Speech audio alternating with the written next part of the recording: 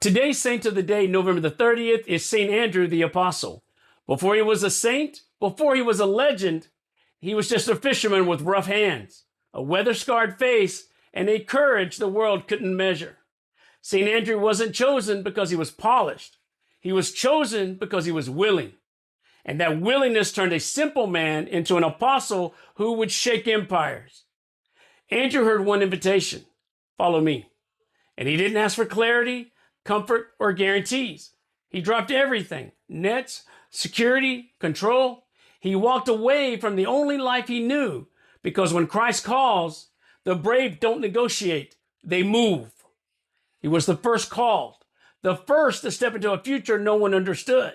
And while others argued about greatness, Andrew quietly brought people to Jesus. His brother Peter, the crowds, even the boy with 5 loaves and 2 fish. Andrew didn't need the spotlight.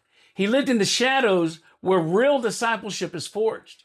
And when the world turned hostile, when preaching Christ meant chains, beatings, and death, Andrew did not retreat. The cross waiting for him wasn't the smooth, familiar shape he had seen before. Tradition tells us he faced an X-shaped cross, made that way to stretch the suffering, to prolong the agony, to break his resolve. But Rome underestimated him. Andrew did not see a threat. He saw a throne. He saw a chance to imitate the one he followed from the very beginning.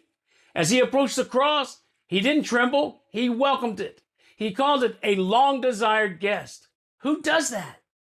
A man already died to himself years before the world tried to finish the job. For 2 days he hung there, preaching, praying, refusing to let pain silence the gospel. His suffering wasn't a tragedy, it was a testimony. The cross did not defeat him, it revealed him. St. Andrew the Apostle, first called, last to quit. A disciple whose courage proves that faith is not about comfort, it's about conviction. My brothers, if Andrew could face a cross and still preach Christ, then we can face the small battles that threaten to water down our faith. Stand up, speak truth, live bold. Stop settling for soft Christianity. Let the world see a disciple who doesn't flinch. The same call that reached Andrew on the shoreline reaches you today. Follow him no matter the cost. Be the family warrior that God has called us to be. God bless.